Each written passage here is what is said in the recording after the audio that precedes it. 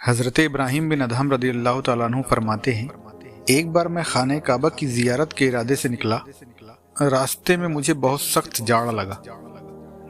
میں نے ایک پہاڑ کے غار میں پناہ لی۔ ابھی تھوڑی ہی دیر ہوئی تھی کہ ایک بھاری بھرکم شیر غار کے دہانے پر نمودار ہوا۔ اس نے جب مجھے دیکھا تو بولا، میری اجازت کے بغیر تجھے میرے گھر میں کون لایا؟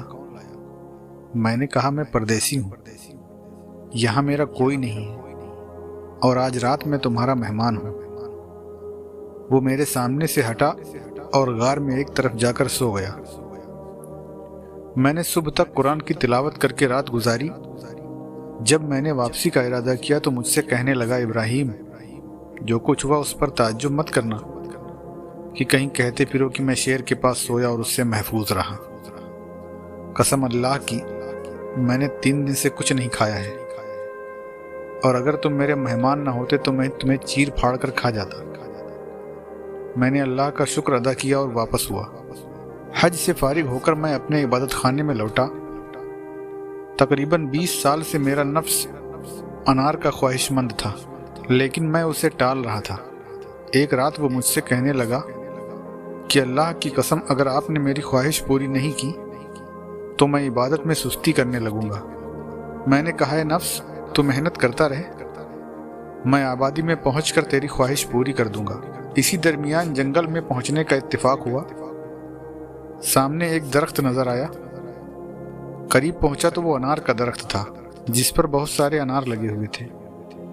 میں نے ایک انار توڑ کر کھایا تو وہ کھٹا نکلا، دوسرا توڑا تو وہ بھی کھٹا نکلا، پھر تیسرا بھی کھٹا نکلا، چوتھا بھی کھٹا نکلا، اور نفس کہہ رہا تھا، مجھے تو میٹھے کی خواہش ہے۔ چنانچہ میں آبادی میں پہنچا تو ایک باغ میں ایک شخص کو پایا۔ میں نے اس سے ایک انار مانگا۔ اس نے ایک چنیدہ انار توڑ کر دیا، مگر کھایا تو کھٹا نکلا۔ جب اسے بتایا تو بولا، ابراہیم، آپ نفس کی چاہت کے پیچھے پڑے ہو۔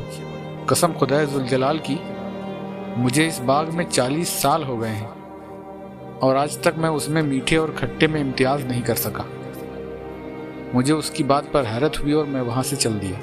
راستے میں ایک نوجوان کو پڑا ہوا دیکھا جس کے جسم میں بھیڑیں ڈس رہی تھیں، اعضاء سے کیڑے جھڑ رہے تھے، اور کہہ رہا تھا، تمام تعریفیں اللہ کے لیے جس نے مجھے ان تکلیفوں سے عافیت دی جن میں اپنی بہت سی مخلوق کو مبتلا کیا ہے۔ مجھے بہت تعجب ہوا اور میں نے کہا، اس سے بڑی کون سی بلا ہوگی؟ اس نے فوراً میری طرف دیکھا اور بولا، ابراہیم، جسموں میں بھیڑوں کا ڈسنا انار کی خواہش سے اچھا ہے، اور یاد رکھو، خدا تمہاری خواہش کے برخلاف کرتا ہے۔ یہی وجہ ہے کہ تمہارے لیے میٹھے کو کھٹے میں بدل دیا جاتا ہے۔ اتنا سنتے ہی میں بے ہوش ہو کر گر پڑا۔ ہوش میں آنے کے بعد میں نے اس سے کہا، اے شخص، جب تیرا یہ مقام ہے تو پھر تو اپنے رب سے دعا کیوں نہیں کرتا کہ تجھے ان تکلیفوں سے نجات دے دے؟ بولا، ابراہیم، اسے اپنے بندوں پر مکمل اختیار ہے، جو چاہتا ہے ان پر حکم فرماتا ہے اور جو چاہتا ہے ان کے ساتھ کرتا ہے۔ بہت سے بندے اس کی آزمائش پر صبر کرتے اور اس کے فیصلے سے خوش رہتے ہیں۔ اے ابراہیم، قسم خدا کی، اگر وہ مجھے ایک ایک عضو کر کے پورا کاٹ ڈالے تب بھی میرے دل میں اس کی محبت میں اضافہ ہی ہوگا۔ میں نے حیرت و استعجاب کے ساتھ اسے اس کے حال پر چھوڑ دیا اور اپنی راہ لی، اور اللہ بہتر جاننے والا ہے۔